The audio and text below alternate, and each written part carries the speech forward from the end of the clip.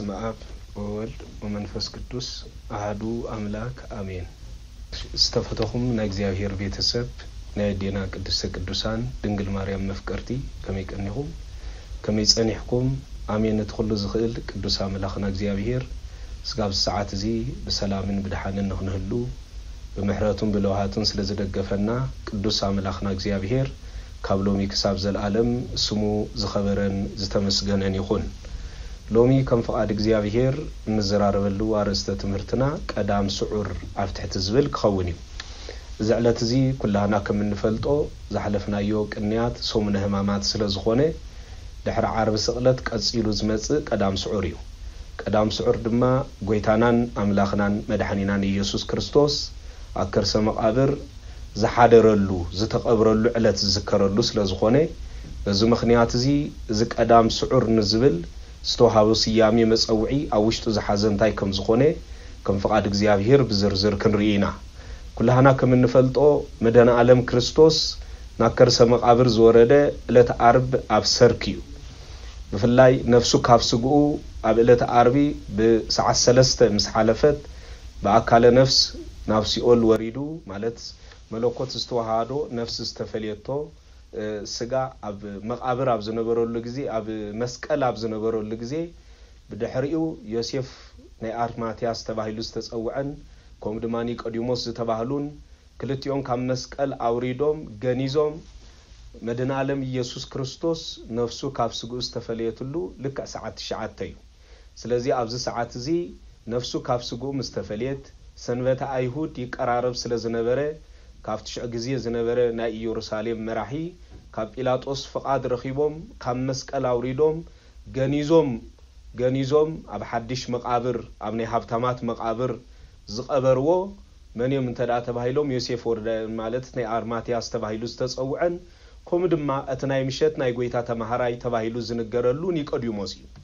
ክልቲኦም ድማ በሓድሽ በፍታ ገኒዞም ኣብ ሓድሽ መቃብር ሰብ ዘይተቀብረሉ መቃብር ኣብ ጎልጎታ ቀበርዎ እዚ ዝተቀብረሉ ሰዓት ሰርኪ ነይሩ ማለት ሰኒ ናብ ሰንበት እናተቃረበ ኣብ ዝመጸሉ ጊዜ ንሳቶም ንጎይታ ካብ መስቀል አውሪዶም ብድሕሪኡ ድማ ኣብ ሓድሽ መቃብር ኣብ ናይ ሃብታማት መቃብር ቀበርዎ ይዝብል ጎይታ ዝተቀብረሉ ዝነበሮ ናብራ ናይ ድኻታት እዩ ዝተቀብረሉ መቃብር ግን ናይ ሃብታማት እዩ ጎይታ ኣብ 9 ጊዜ ንዑኡን ዝቀበርዎ ዮሴፍን ኒቆዲሞስን እዮም ነይሮም ነዚያ ቅዱስ ቤተ ክርስቲያን ኣብ ዘመነ ትንሳኤ ዝቅደስ ቅዳሴውን ኣብቲ ናይ መጀመርያ ግብአተ መንጦላይ ተባሂሉ ኣብ ዝጽዋዕ ዮሴፍ ወኒቆዲሞስ ገነዝዎ በሰንዶናት እንዳበለት ዮሴፍን ኒቆዲሞስን ብፉልይ ትዝክሮም ምክንያቱ ንጎይታ በሐድሽ በፍታ ገይሮም ገኒዞም ኣብ መቃብር ዘእተውዎ ወይ ድማ ዝቀበርዎ ዮሴፍን ኒቆዲሞስን እዮም ነይሮም ስለዚ ዮሴፍን ኒቆዲሞስን ኣብቲ ኩሉ ዝተበተነሉ ቅዱሳን ሐዋርያት እኳ ከይተረፈ ናይ አይሁድ ጭካኔ ናይ ሮማውያን ፍጹም ዝኾነ ኣብ ልዕሊ ጎይታ ዘውርድዎ ዝነበሩ ስቃይን መከራን ምስራአዩ ስለዝፈርሑ ዝተበተኑሉ ጊዜ እዩ ነይሩ ኣብ እግረ መስቀል ዝተረኽቡ ቅድስተ ቅዱሳን ድንግል ማርያም ወላዲተ አምላክን ከም ድማ ፍቁረ እግዚእ ዮሐንስ ፍቁረ እግዚእ ዮሐንስን እዮም ነይሮም ፍቁረ እግዚእ ዮሐንስ ወንጌላዊ ካብ ሐዋርያት ተፈልዩ ምስ ድንግል ማርያም ኮይኑ ኣብ እግረ መስቀል ዝጸንዐ ናይ አይሁዳውያን ኣብ ልዕሊ ክርስቶስ ዘውርድዎ ዝነበሩ ናይ ሮማውያን ጭካነን ናይ አይሁድ ተንኮልን ዘየፍርሖ ስጋዕ መወዳእታ ስጋዕ እግረ መስቀል ዝጸንዐ ሐዋርያ እዩ ነይሩ ስለዚ ቅዱስ ዮሐንስ አፈወርቅ ክገልጽ እንከሎ ብዛዕባዚ ዮሐንስ አፈወርቅ ካብ ሐዋርያት ብስተፈለ ኣብ እግረ መስቀል ዝጸንዐ መከራ ዘየፍርሖ ስቃይ ዘየፍርሖ ስጋዕ መወዳእታ እሙን ኮይኑ ዝተረኽበ ሐዋርያ ክብል ይዝገልጾ ስለዚ ቅዱስ ዮሐንስ ነዚ ዝተኣመነሉ ክኸውን ከሎ ብድሕሪኡ ድማ በእምነት ዝተመስከረሎም ዮሴፍን ኒቆዲሞስን እዮም እዞም ክልቲኣቶም ድማ ስጋዕ መወዳእታ ንናይ አይሁዳውያን ጭካነ ከይፈርሑ ንናይ ሮማውያን ጭካነ ከይፈርሑ ኣብ እግረ ድማ ናብ ጎይታ ከይዶም ካብ መስቀል አውሪዶም ብግቡእ ድማ በሐድሽ ጨርቂ ወይ ድማ በሐድሽ በፍታ ገኒዞም ኣብ መቃብር እትዮም እዮም ስለዚ በዕለተ ሰርክ ኣብ መቃብር ጎይታ ምስኣተወ ማለት ሰንበት ክደርስ ምስ ቀረበ ናብ መቃብር ይእትዮሞ ዝተቀብረሉ ሓድሽ መቃብር እዩ ሰብ ዘይተቀብረሉ እዩ ከምቲ ኣብ ማህፀነ ድንግል ምክንያቱ ብድንግልና ዝተጸንሰ ድንግል ማርያም ድንግል ያ አቀዲሙ نودما دنجل مريم بدنجلنا صنيعة تنبر نيرا قدم وليد غزي وليد دهر وليد دنجليا اب فصمت زخونه دنجل ماحصن يحديرو كريستوس بدحريون زتقبرلو مقابرون سب زي تقبرلو مقابرينيو سب زي تقبرلو مقابر دما غويتا تقبيرو ስለዚህ አብዝ መቃብር እዚ ሰንበት እናደረሰ ማለት ሰንበት አይሁድ እናደረሰ መስመጸ በድሕሪው አብ መቃብር ተነድማ በሐዲስ መቃብር ተቀቢርዩ ልክዕ ብዛት ሊቃውንት ክገልጹን ከለው ጎይታ ዝተቀብረሉ መቃብር ናይ ሀብታማት መቃብርዩ ዝነበሮ ናብራ ግን ናይ ድኻታትዩ ክብሊ ይገልጹ ወይም ምክንያቱ ንሱ ናብሩ ናይ ድኻታት ነይሩ ክውለድን ከለኳ ዓለም ዝተቀበለቶ ኣብ ደንበ ኣብ መብልዕ ማሊ ነይሩ ኣብ ቤተልሔም ተወሊዱ ኣብ ደገ ነቶም ግዳም ሓደር ዝኾኑ ንሱ ከምዝ ረድኦም ከምዝ ድግፎም ተስፋ ከምዝ ኾኖም ንሱ ሰብ ኮይኑ ነቶም ሰብ ዝሰአኑ ሰብ ክኾኖም ከምዝ መጸ ንኽጠቅስ ስለዝደለ ንሱ ኣብ ደንበ ይተወሊዱ ኣብ ደንበ ዝተወልደሉ ድማ ነቶም ሰብ ዘይብሎም ሰብ ክኾኖም ንሱ ከምዝ መጸ ጸግዑ ክኾኖም ንሱ ከምዝ መጸ ካብ ሰብ ዝበልጽ እግዚአብሔር ንሱ ግን ጸግዖም ከምዝ ኾነ ንኸረድ ኣብ ደንበ ተወሊዱ እቲ ኻሊ መገዱ ንትሕቱንዩ ምናልባት ነዚ ሁሉ ንኽንዝርዝር ግን ኣይኮነን እቲ ሓፈሻው ግን ዓለም ዝተቀበለቶ ኣብ ደገ ኣብ ግዳምዩ ዓለም ዘፋነወቶ ድማ ኣብ መስቀል ካብ ኢየሩሳሌም ወጻኢ ኣውጽያ ከተማና ምእንቲ ከይርክሰልና ካብ ከተማ ወጻኢ ክስቀል ይግቦይ ብምባል ኣብ ናይ ገበንኛታት መስቀሊ መቕጽዒ ዝነበረ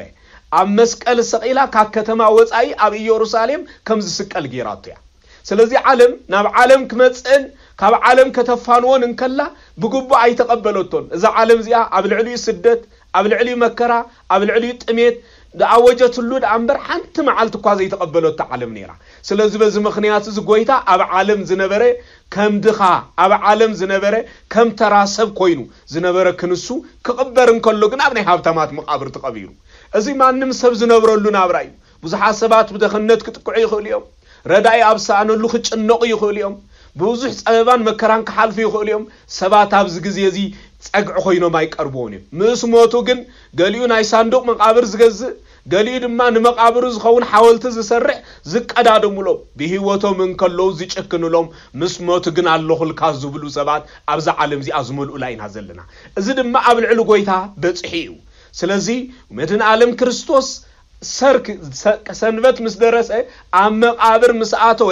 ክሳብ ትንሳኤኡ ፍርቅ ለይቲ ሰንበት ዝኸውን ኣከርሰ መቃብር ይጸንሑ ስለዚህ በዚህ ምክንያት እዚ እንባር ቀዳም ሱር እንዝክሮ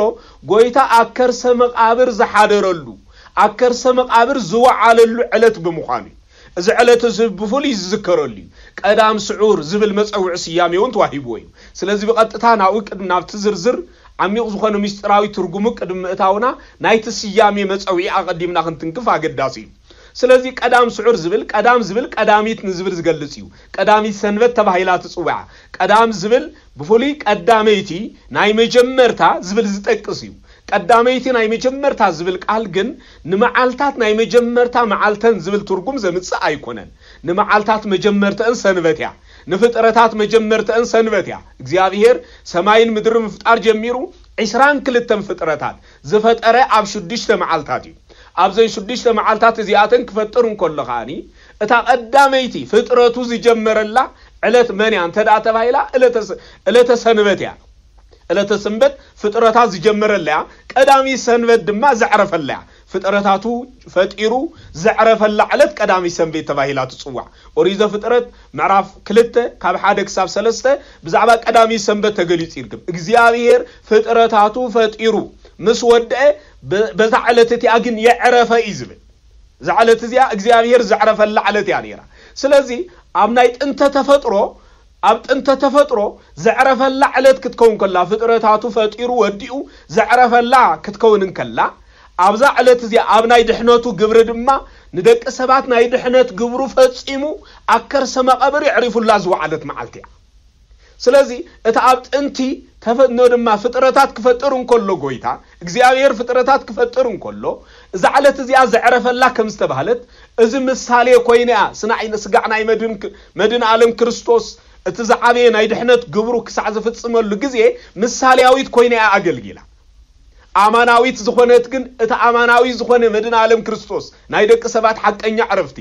ናይ ደቂ ሰባት ሐቀኛ ሰላም نايدك سبات نودما ناي كل نجاراتهم مفتحي زلوا እግዚአብሔር اتحقني عرفتنا زخون እግዚአብሔር نسو ما انت عالم دحنت اب مسقل مستشنكره ما انت عالم دحنت اكر سمق عبر مسحادره او حريرو دما مسعرفلا نودما نايدك سبات عرفتي زتغادل علت كوينا ترخبت سلازي اتعرفتنا زخون እግዚአብሔር زعرفلا معالت بمخانا زعلت زيا قدامي سنبت ويدما ناي عرفت معالت تباهيلا تصويعا سلازي بز مخنيات قداميت زبل نقدمنا فطرتا زملكت زيكونس قدامي سنبت تباهيلا زتصوعت نسنبته ክርስቲያን قديما زترخبت سلازخوني فلاي كاب سنبته ክርስቲያን تقدم قدامي سنبت سلازخونت قدامي سنبت تباهيلا تصويعا سلازي نزي خملكتن بري بفولي እግዚአብሔር ፍጥረታት አምፍጣር ቀዳሜቲያ ንዝብል ቀጥታው ዝኾነ ትርጉም ዝገልጽ አይኮነን ስለዚህ ቀዳሚ ተባሂሎ ጽዋዕ ኮሎ ቀዳም ንዝብል ንቀዳሚ ዘመልክትዩ ስዑር ንዝብል ከአኒ ዝተሳዕረት ቀዳሜቲ ሰንበት ዝብል ቀጥታው ትርጉም ዘለዎ እዩ ምስዓራ ግን በምንታዩ ቀዳሚ ሰንበት በምንታይ ተሳዒራ እግዚአብሔር በኸመይ መለክዕዩ ዛዕለት እዚኣ ዝተሳዕረት ተባሂላ ከም ትጽዋዕ ገይርዋ ቤተ ክርስቲያን ከንምንታያ ነዚ ስያሜ እዚ ሂባታ ዝብል ترجمو بزقبا كنريو يقدسنا يو سعر زبل قال قطتاو ترجم كله مسعار مالتي ويدما مالت مسعار زبل قطتاو ترجم زمصيو ስለዚህ ስዑር እንተዳይልና እንታይ ተሳዓረሉ ስለዝኾነ እዩ ዝብል መንፈሳዊ ትርጉሙ ብዝግባ ክንርድኦ ይግባአና ማለት እዩ ስለዚህ ቀዳሚ ሰንበት ቀዳም ስዑር ዝብል መጽውዕ ስም ዝተዋህባ እቲ ናይ መጀመርያ እንታይ እንተዳ ተባሂሉ በዛ ዕለት እዚኣ ብጾም ተሳዒራ ዝተዋዕለቱ ዕለት ስለዝኾነ እዩ ኩለን ሰናብቲ ወይ ድማ ቀዳም ኣብ ዓመት ሙሉእ ዘለዋ ቀዳማት ወይ ድማ ሰናብቲ ብጾም ክስዓራ ሕግ ቤተ ክርስቲያን ያፍቀደ زعلت زي أجن أب عمد حدا معالت توصي ما أتوعى العلت بمخانا قدام سعر زبل مسأو عسم تواهي وايم كم تسوم زجبر دما مجمر يجزي نزاز أم زي أزوز أم واك كدوسان هارياتيو كدوسان هاريات مدن عالم كريستوس أمسكال كسعز تسقللو ويد ما حموس مشت كسعز تتحزن لجزي تصي ما يفلتوني منيرهم بزي مسأمم دما بزح جزيه كم استخصو قدس مصحف زرزر قليص لنايو ماتيوس وانجيل معرفت شعته فقد 14 كوانت دا تملكتنا دق مزامورت يوحنس ناغويتا قريبم مصيوم ايهوداويان يصوميوم نحنا دما دق مزامورت يوحنس ونصومالنا نصومينا دق مزامورت خاغن منتايم زي صومو يلوم حتيتم منيرين ጎይታ ክምልስን ኮለግን መርዓዊ ምስኦም እንከሎ ይዕሩኽ መርዓዊ ክጾም አይካሎም ኒዮም ንሳቶም ግና ዝጾምላ መዓልት ክመጽያ ዝብል ብዝርዝራዊ ሐሳብ አብነት ገይሩ እናረድአ በምሳሌ ገይሩ ማለት በአረግ ጀዲድን በሐዲስ ጀዲድን ባዕኖ ድማ በሐዲስ ወይንን ብዝቀነ ኖ ድማ ናይት ወይን መትሐዝ ዕትሮን ምሳሌ እናገበረ አብነ ዕትሮ አብዛ አረግ ዕትሮ ሐዲስ ወይን አይገብሩን የምናበለ በምሳሌ እንዳገበረ አረድይዎም ነይሩ ዝጾሙሉ ጊዜ ግን ከም ዝመጽገል ይጽሎም ስለዚህ ቅዱሳን ሐዋርያት ከምት ዝተነግሮም ንመጀመሪያ ጊዜ ኣብ ታሪኽ ህይወት ቅዱሳን ሐዋርያት ንመጀመሪያ ጊዜ ጾም ከም ዝጾሙ ዝነገረሉ ጊዜ እዘን ሰለስተ መዓልታት እዚኣተን ሐሙስ ምሸት ካብ ዝተታሕዘሉ ስጋብ ዝተንሳአሉ ካብ ሞት ንሞት ሲዒሩ ካብ ስጋዕ ዝተንሳአሉ ጊዜ ንዓቶም ድማ ኣብ ዕጹው ገዛ ኮይኖም ጎይታ ክሳብ ዝተንስ እኽለ ማይ ከይጣዓሙ መግቢ ከይበልዑ ማይ ከይሰተዩ በሐዘንን ንድማ ብቅዙማን ኣገዝኦም ተዓጽዮም ነበሩ ስለዚህ ዝዕለት እዚ ሰለስተ መዓልቲ ድንግል ማርያም ምስ ቅዱሳን ሐዋርያት ብምዃን ነቲ ኣብ ልዕሊ ዝወረደ መከራ ኣብ ልዕሊ ዝወረደ ስቃይ ንዝተቀበሎ ጸዋትወ መከራ እናዘከሩ እዚ ሁሉ ኮ ዝተቀበሎ ምእንታና እዩ እናበሉ ነዚ ጸዋትወ መከራ እናዘከሩ ካብ እኽለማይ ተኸልኪሎም ዝጸንሑሉ ዕለት እዩ ካብዘን ዝጾምዎን መዓልታት ተሓንቲ ድማ ቀዳም ነይራ ስለዚህ ካብ ዝተታሕዘሉ ስጋዕ ዝተሰቀለሉ ካብ ዝተሰቀለሉ ክሳብ ዝተቀብረሉ ካብ ዝተቀብረሉ ክሳብ ዝተንሳአሉ ክሳዕታ ተንስኡ ዝግለጸሎም ጊዜ እኽለማይ ከይጣዓሙ ይጽበይዎ ስለዝነበሩ በዚ ምኽንያት እዚ ቀዳም ስዑር ተጾይማ ዝወዓለት ዝተሳዕረት ካብ ዓመታት ዝርከባ ብዙሓት ሰናብቲ እቲ ሓንቲ ቀዳም ንሳ ግን ብጾም ተሳዒራ ስለዝወዓለት በዚ ምኽንያት እዚ ቀዳም ስዑር ዝብል ስያሜ ተዋሂቡ እዩ ሊቃውንቲ ቤተ ክርስቲያን ብፍላይ ድማ ሰለስቱ ምዕት ብዛዕባ ዚ ክገልጹን ከለው ኣብ ሃይማኖት ኣበው ምዕራፍ 20 ቁጽር 27 ብዛዕባ ዙን ብዝርዝር ገሊጾም ይርከብዮም ኣብዚ ክገልጹን ከሎ ከምዚ ይብሉ ወኢትጽሙ በመዋዕለ ሰናብት ዘከመ ኩሎን መዋዕል ዘእንበለ አሃቲ ዕለተ ሰንበት ይብሉ ኣብ ኩለን ኣብ ዓመት ዝርከባ ሰናብታት ኩለን ኣባታተን ኣይትጽሙ ዘእንበለ አሃቲ ዕለተ ሰንበት ብጀካ ኣብ ሓንቲ ሰንበት ክብል ኣብዚ ዝገልጻ ዘሎ ንቀዳሚ ሰንበት እዩ ዘእንበለ አሃቲ ሰንበት ምስ በለ ክገልጽ እንከሎ ዕለተ ሰንበት ምስ በለ እንተ ትከውን በመሃተወ ፋሲካ መድኃኒት ይብል እንተ ትከውን በመሃተወ ፋሲካ ዘመድኃኒት ምስ በለ ቀጽሉ አማሃሎ እግዚእነ ኢየሱስ ክርስቶስ ውስተ መቃብር እዩ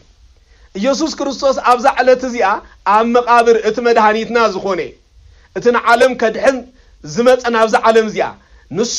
ኣፍታ ፋሲኩኡ ዝኾነት ዋዜማ ዝኾነት ቀዳም ኣከርሰ መቃብር ሓዲሩ እሞ ብጀካ ኣብዛ ዕለት እዚኣ ካብዚ ወፃኢ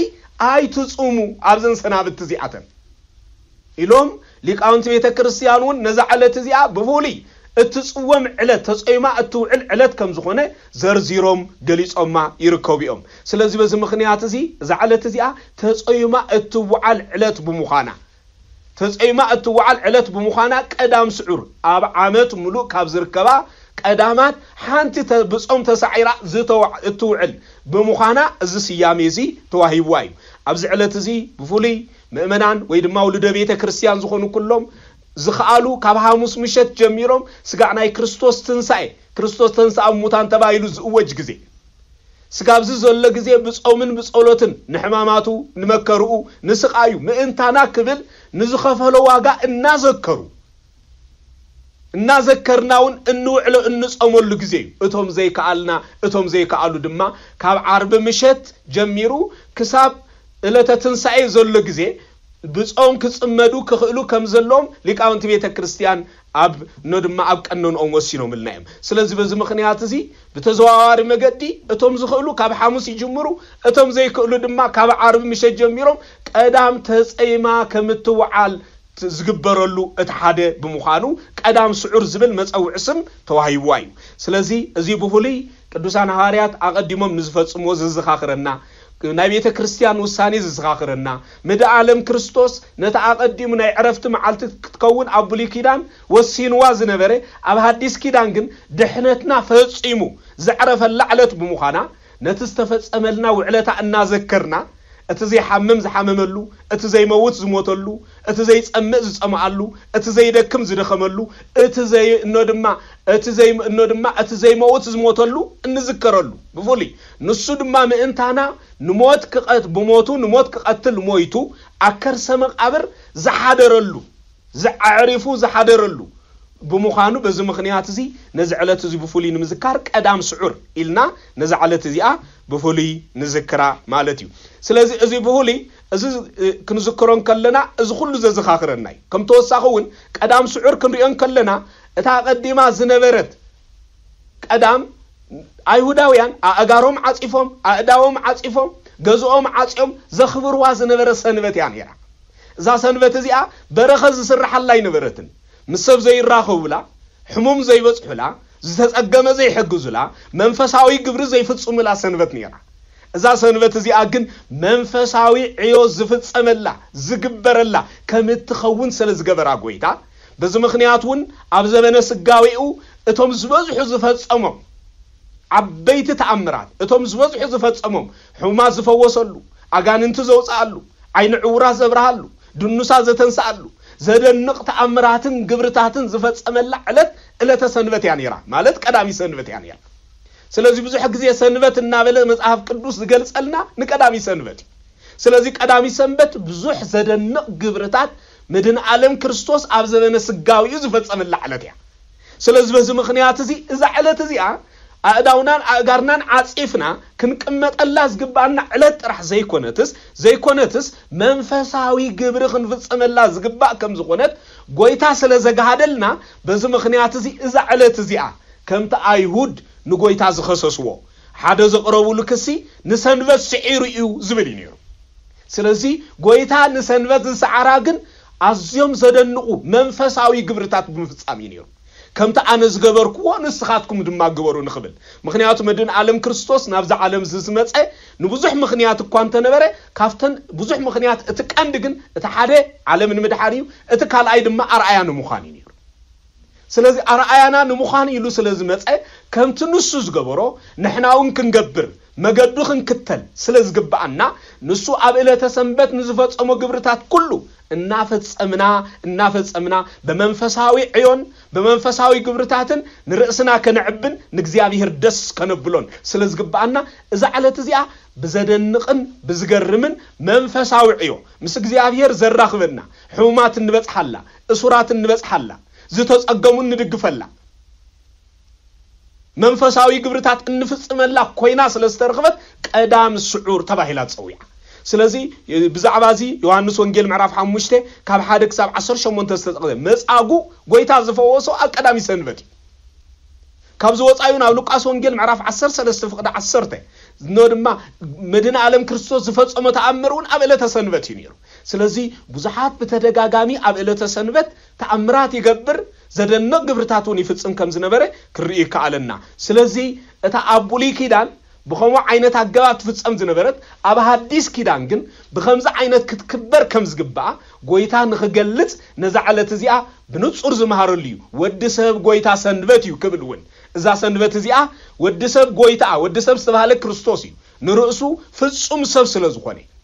بتواهيدو قال نسغا تواهيدو بزي مطففا فصم سب كوينو سلازي ترخبه بزي مخنيات نرؤسو ود سب نابله يصوع سلازي نبره ود سب غويتا سنبتيو كبل غليص وي سلازي نو سنبت غويتا انسي غويتا سلازي خونه دما اذا سنبت زي انعو كتغزا نعو نخبرلو غبرتا دما زفصملا كوينا كتركب سلازي غبا بزي مخنيات زي قدام سعور زبل مصوع سياميون زعلت زيا توهيب واي سلازي بحافشا قدام سعور كنبلن كلنا ازيوم توسختي سفحت زخونه زرزرات نحنا نزا قدام زي بخمي كنخبرا بخمي كنذكرا كم زلنا نذكر الله فليتي علتي مالك سلازي قدام غويتا سكوب وستمقابر كوينو زو على الله سلازخونت زي ادما مسنا مقابر اطفيو مسنا مقابر اطفيو اب كالوت اب عمد كاب زلوا معالتات بفولي اذا علت زيا كم تصوم استغبرلو قن مخنيات زكوان تخونه ነገር ግን اذا علت زيا غويتا نعنا عب كبر زهبلا نكفو غبرتا زسعرلا ديابلوسن سراويتن زسعرلا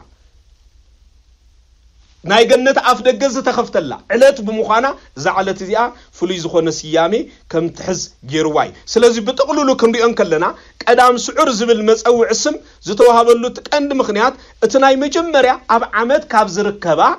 سنابتي بفولي تصيما اتوعال بمخانا قدام سعور زبل مصوعك وهابان كله اتكالاي بتقللو دما كاب مالتس بخلا دما ديابلوس بمسقلو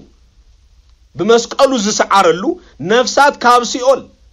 نابغنه زسغاغرلو علت بمخانو بز مخنيات زي علت زي قدام سعور زبل فلي مصوعون تواهيبوي را يوحنس معرف اسراف قد حادث قاب كلت زلون سيطانن سراويتون كمز تاثروا نشح زمن كمز تاثروا قليصوي سلازي زعلت زيا سيطان زتاثرلا علت بمخانا بفليون قدام سعور زبل فلي زخونه سيامين مصوعن تواهيبوايو اتكالاي مصوعي ادما قدام لملم قدام زبلي وي دما قدام لملم زبل مصوع اسم تواهيبوا نرخبو از سيامي از توهبلت قند مخنيات انتايو ناب زبل حتو بقطتا انت داهاتينا از سيامي زي زرخبتلوت قند مخنيات بفلاي اب قدام علت نغو اب اغلغلوت اب بيت كريستيان قدس بيت كريستيان اغلغلت بيت كريستيان اغلغلوت فصيمو مسودو فلاي غبر سلام بمسقلو اب تحت زبل نودما زماري اموداتا مستزمره بدحريو بمسقلو سلام غبر زبل اواج مستعوجه نودما بيت كريستيان نزلو كلاتهم ستي كمز عدل يغبر اتساتن نفس وقفهم اتما وزلو اغلغلتي يهبوم از ست زدما ناي ترغمن تايت ناي بسرات مثالي ويدما ناي سلام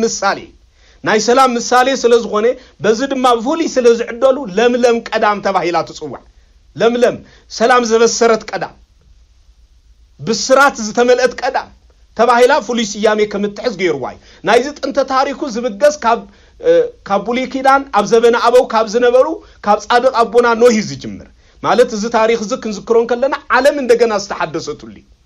سكاب زبنا نوح زنبرو حزبي نغزيابير نابدلو مسحزونو እግዚአብሔር ነዞም ህዝብ ዚኦም ቀጽዕዎም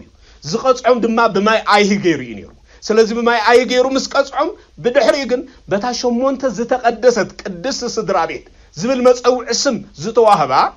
ኖህን ስድራ ቤቱን ንዓለም እንደገና ከምትሐደስ ገይሩዋይ እዚ ታሪክ ፍሉ ይዝክረናይ እዚ ክንዝክርን ከለና ግን አቀዲሙ ዝተፈጸመ ነገር ነይሩ እግዚአብሔር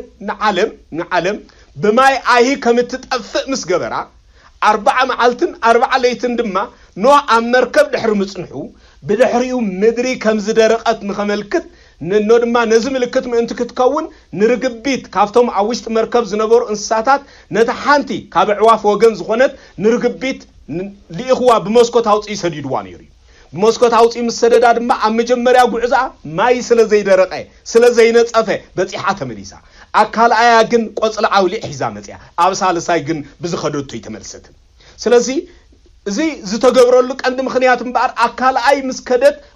ቆጽለ አውሊ ሒዛ ያመጽያ ምድሪ ደሪቃያ ነቂጻያ ሰላም ኮይኒ ሕጂ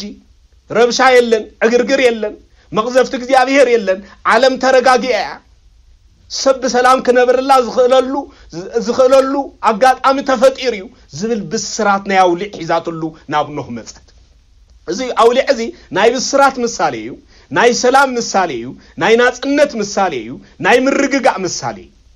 ስለዚህ ነዚ ምሳሌ እዚ ሒዛትሉ መጽያፍ ትሽዕ ግዜ ስለዚህ እዚ ምሳሌ እዚ ድማ ብፉሊ ክንሪኦም ከለና ብፍላይ ነትገ ማይ አይ ሃጸ ማይ አይ ዝብል በቀጥታ ዝገልይ ብፍላይ ኦሪት ዘፍጥረት ምዕራፍ 7 ክንመልከትን ከለና ኦሪት ዘፍጥረት ምዕራፍ 8 ቁጥር 12 ክንመልከትን ከለና ነዚ ታሪክ እዚ ብንጹር ንረኽቦ ኢና ስለዚህ እዛ ርግቢት እዚኣ ሒዛቶ ዝመጸት ማይ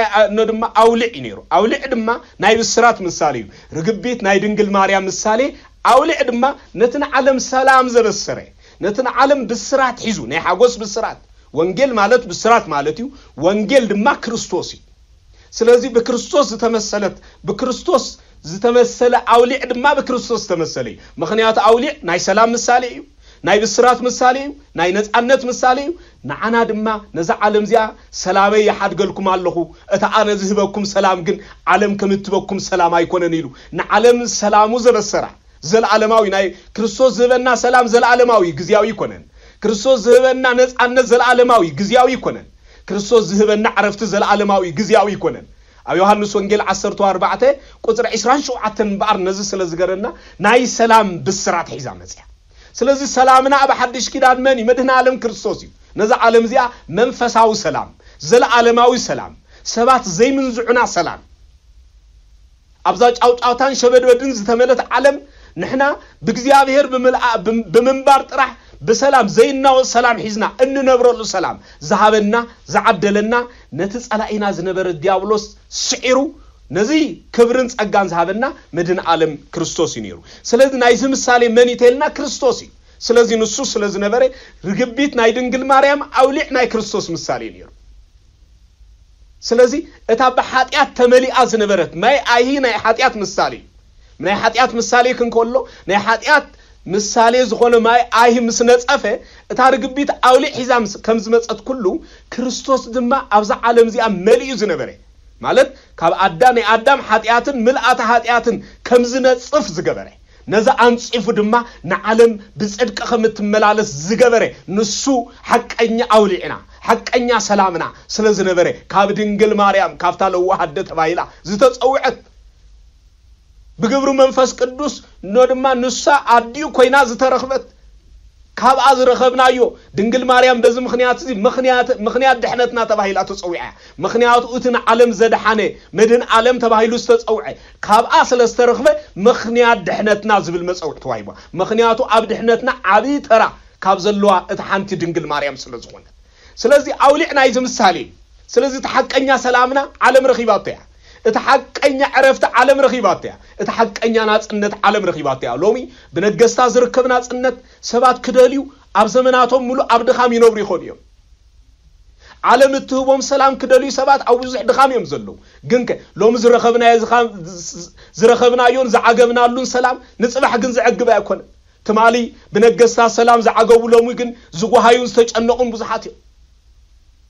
سلازي ناي نجستا سلام جزياويو ناي كريستوس سماياو نغوس سلام جنزل عالماوي سلازي حق انيا سلام ناب عالم كم زمصاي سلامي يحدقلكم الله زبل قويتا سلامنا اخذ حرتن سايون نقدسان حوارياتو زبسرهم سلام لكلكم يلوم سلام نخلخاتكم نعخاتكم يكون يلو نخلخاتكم يكون سلام نسو نزا عالم زي اكبسر زمصا سلام ينيرو ناي سلام بسرات حيزلهم دما دحرق قدام سعور سنبت فرق ليتي نافتما عصو غزا زنبرو دق مزامورتو مصيو تغليصيو ناوم طرح يكونن اب سيول نزنبرو نفساتون زاوجلهم اواج زي نيرو سلازي بز مخنيات زي زعلت زي لم قدام تبايلا تصوا لم قدام زسميا كم تقدمنا زغلصنايو ديابلوس زتاثرلو زعلت زي ديابلوس زتسعرلو አዳም ዝኸበረሉ አጋና ያጋንንት አጽዋር ዝተሰብረሉ ሲኦል ዝተበርበረትሉ ናይ ገነት አፍደገዝ ተከፍተሉ ሞተ ነፍስ ዝጠፋሉ ስለዚህ ሆነ በዚህ ምክንያት እዚ ሁሉ ጠፊ እዩ ብናይ ክርስቶስ ሞት እዚ ሁሉ ጠፊ ንخብሉ አገልገልት ቤተ ክርስቲያን ነቶማ ቤተ ክርስቲያን ዝተአከቡ ኩላቶም ነትናይ ሰላም ምሳሌ ናይ ዓወት ምሳሌ ናይ ስዕረት ምሳሌ ናይ ነጻነት ምሳሌ ዝኮነ ነዚ ሰትዚ ንሁሉም ምእመናን ከም ዝዕደሉ ይገብሩዎም ምክንያቱ በክርስቶስ ዓለም ነዚ ሁሉ ረኺባተ በክርስቶስ ዲያብሎስን ሰራዊቱን ተሳዒሮም በመድኃኔ ዓለም ክርስቶስ አዳምን ደቁን ከቢሮም በመድኃኔ ዓለም ክርስቶስ ናይ አጋንንት አጽዋር ሙሉ በሙሉ ተሰይሪ አብልዕሊ አጋንንት ስልጣን ከደኺብና ኢና ነዚኢናኮ ነንዶ ቅዱስ መጽሐፍና ባህልናኮ ክምስል እንኮሎ አቦታትና ንሰይጣን አይታህቦ ስልጣን ሎም በሰይጣን ዝሰዓሩ ደቅ ሰባት ንሰይጣን ስልጣን ስለዝሰሐቡ ወደ አንበር ሰይጣን ናይ ምስዓር ዓቅም ስለዘለው ይኮነን ሰይጣን ግን አብ ነፍስና ስልጣን መስሐብናዮ ንዓና ክስዕረና ዓቅም ይረክብ ምክንያቱ ንሱ በክርስቶስ ስለዘተሰዓረ አፍቶም አብ ክርስቶስ ዘአምኑ ዘበሉ ኩሉ አፍቶም አብ እግዚአብሔር ዘአምኑ ዘበሉ ኩሎም አብልዕሊኦም ስልጣን ይብሉ ስልጣኑ ደኺሚዩ ሐዋርያ ቅዱስ ጳውሎስን ከገልጽ እንኮሎ ንቆሮንቶስ ቤተ ክርስቲያን አብ ጻሐፎ ካለይቱ መልእክቱ ምዕራፍ 10 ቁጥር 4 ተጠቅስ እንኮሎ ከምዚ ይሉ ንሕና ነትጽሉ ዕርድታ ጸላኢ ዘፍርስ መለኮታዊ ኃይሊ ይዘለናይ ናይ ሰይጣን ዕርድታ ጽኑ ዕርድ እኳ እንተኾነ ነት መለኮታዊ ኃይሊ ዘለዎ ግን ከኖ ድማ ክስዕሩ ዓቅም ይብል ስለዚህ እቶም በእግዚአብሔር ዘአምኑ ዘበሉ ኩላቶም ጽኑ ዕርድታት ናይ ጸላኢ ዘፍርስ መለኮታዊ ኃይሊ መለኮታዊ ጸጋ ስለስተዋሃቦም ሰይጣን አብልዕሊዮም ዓቅም ይብሎም ዓቅሙ ዝደኸመሉ ኃይሉ ዝደኸመሉ ስልጣኑ ዝተገፈሉ ዕለት ስለዝኾነ በዚህ ምክንያት እዚ ሰይጣን እዚ ሁሉ ውርደት ከምዝ ተቀበለ ንሕና ድማ በክርስቶስ ከምዝ ኸበርና ገብረ ሰላም በመስቀሉ እናበሉ ዝእውጁን ነዚዩ በመስቀሉ ሰላም ገይሩ ነዛ ሰላም ዝሰዓነት ዓለም بسألم دمنا استشفنت عالم بدم زتشقوت عالم سب نسب زتشخخنلا عالم نزع عالم زي انو سجن بمسقلو سلام غير الله مسقل نعالم سلام زعوجي ناي سلام ملكتيو ناي نصانت ملكتيو مسقل ክርስቶስ ቀድመ መስቀሉ አመስቀል ገበነኛታ ዝእሰሩ ዝስቀሉሉ ናይ ርኹሳትን ናይ ገበነኛታትን መስቀል እዩ ክርስቶስ ምስተሰቀለሉ ስጉኡ ቆሪሱ ደሙ ምሰፈሰሰሉ መለኮታዊ ደም መለኮታዊ ስጋ አብልዕሊዩ መስዓረፈ ግን ዝተቀደሰ መስቀል ተባሂሉ ተጸዊ ቅዱስ መስቀል ዝብል መጽውዕ ስም ተዋይቦ ዓለም ብኡ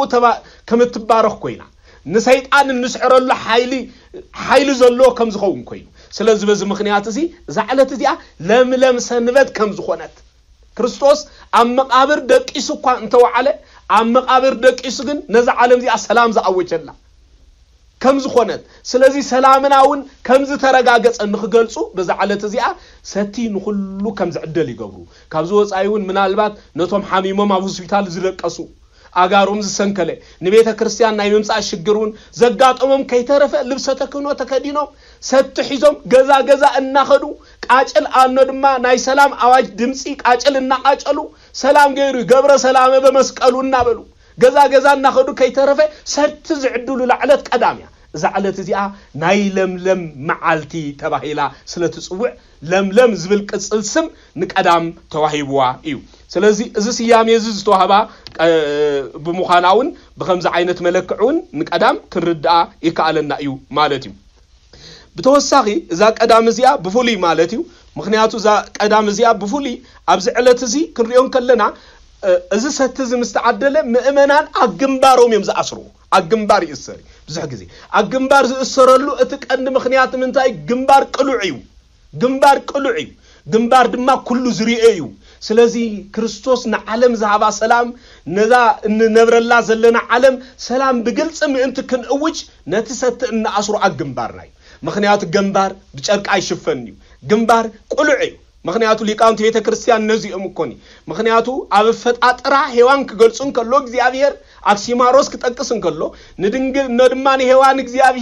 إكزيابير كابون نمبر كجنبار عيفت أران كجنبارون تزفت أران يرو جنبارو كل عسل زخونة أنا كشفان عيجب عنني كبري مشفان زي كونه مقلعي مبلت نيرا نص رحونا يكونن سبايتي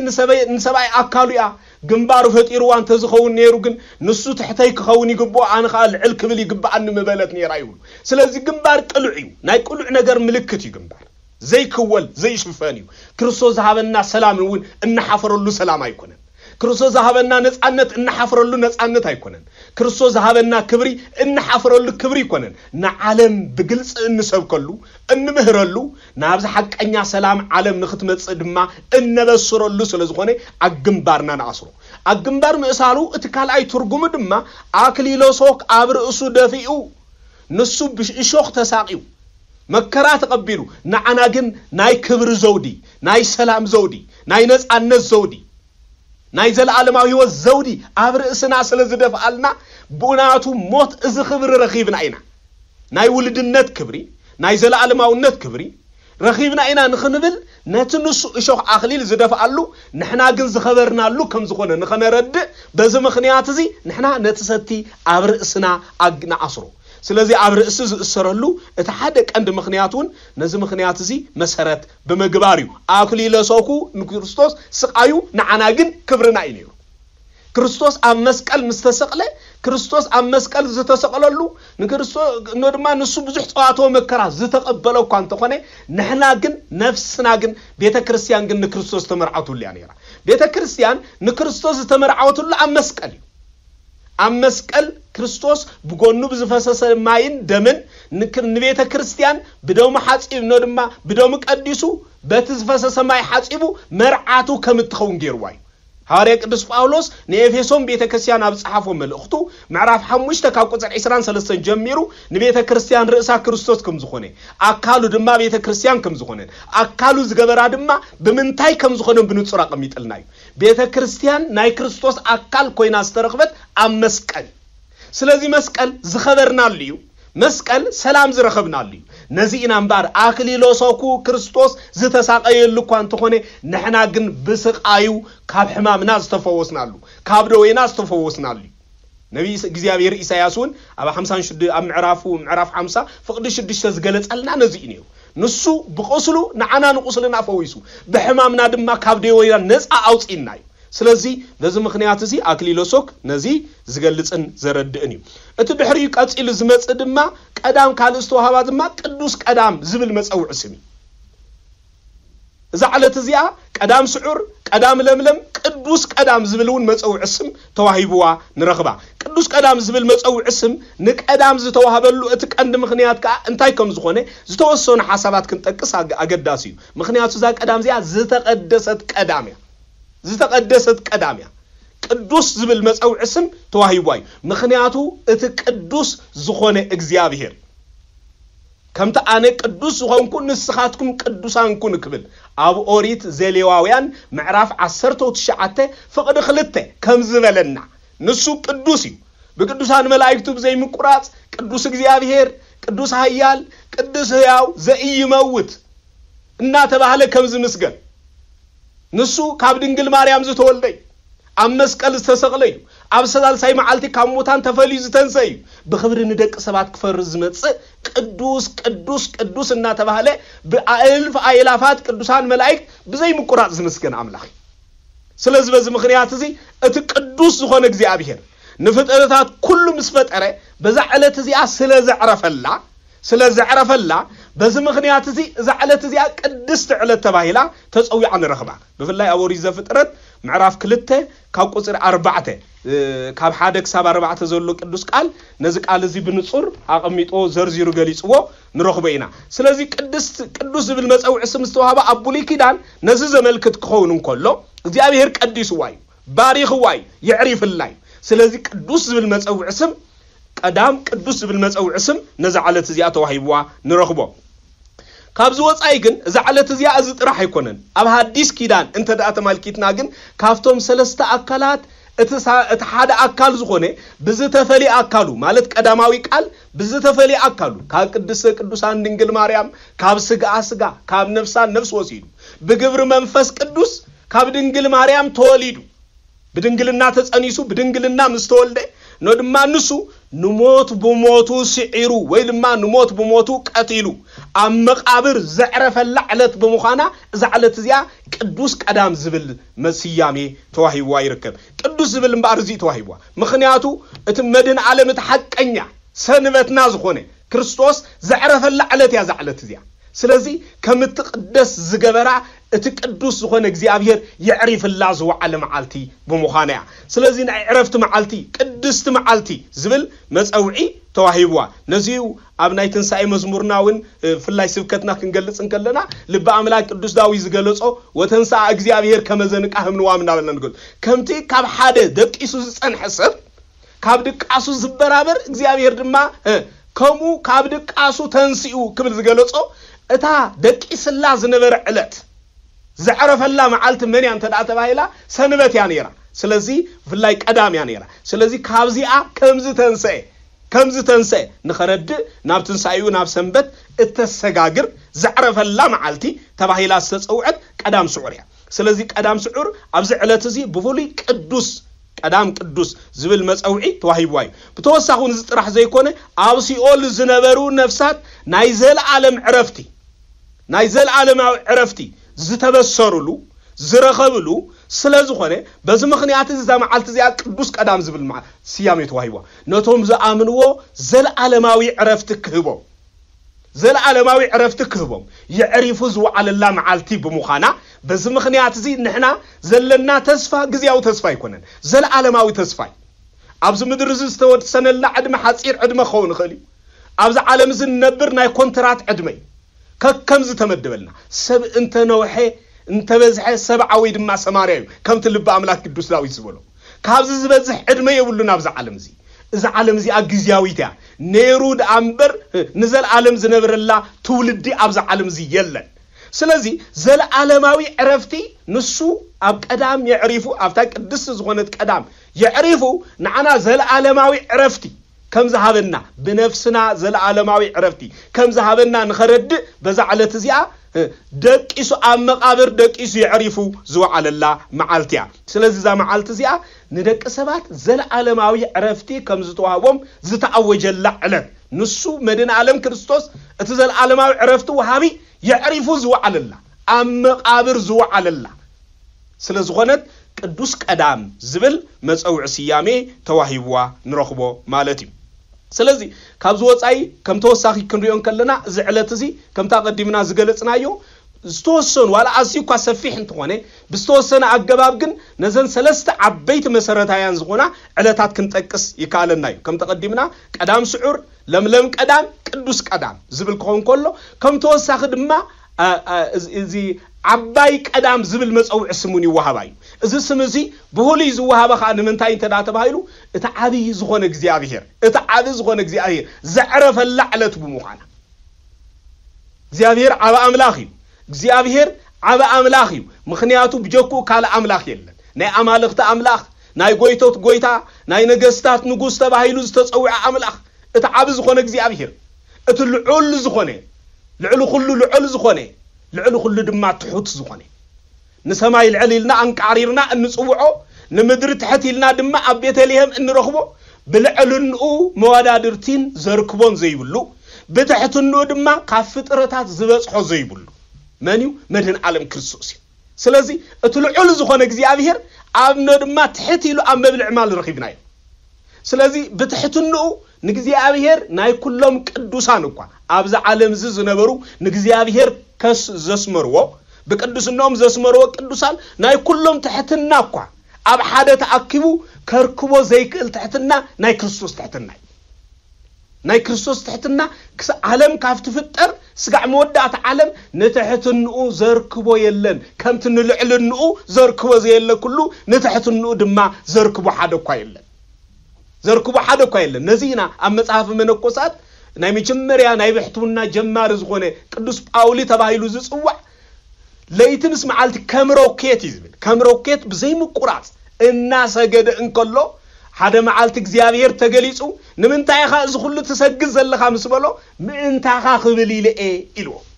ስለዚህ እዚ መስበሎ ግን ነቲ ምንት ደቀ ሰባ ዝተቀበሎ ጽዋትዎ መከራ ኩሉ ለክ ከምዝሎሚ ንሪዮ ዘለና ናይ ቴሌቪዥን ቅርጻብ ቅድሜና ዝቅረጽ እግዚአብሔር ድማ ብግልጺ ነቲ ዝተቀበሎ ጽዋትዎ መከራ አርአዮ ገና ምስ ጀመሮ ግን ከይተወደእ እንከሎ ምጻሩ ስለዝሰአነ ጻድቅ ጳውሊ مسعر سلسانه بز مخنيات غويتا يقرب للي بديله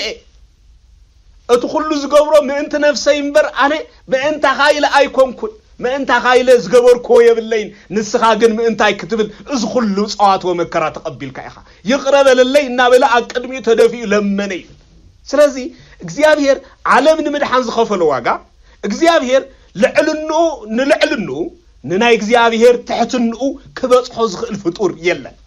ስለዚህ አባይ ሰንበት ወይ ድማ አባይ ቀዳም ዝብል መጽውዕስ ወሃባ ድማ እቲ ዓብይ ዝኾነ እግዚአብሔር ነዛ በኃጢአት ምክንያት ረኺሳ ዝነበረት ዓለም ዕረፍት ሲኢና ዝነበረት ዓለም ብጸሊም ደመና ተሸፊና ኣብ ጫውጫውታን ሸበድበድን ትነብር ዝነበረት ዓለም ዘለዓለማዊ ዕረፍት ምእንቲ ክህባ ንሱ እቲ ዓብይ ዝኾነ እግዚአብሔር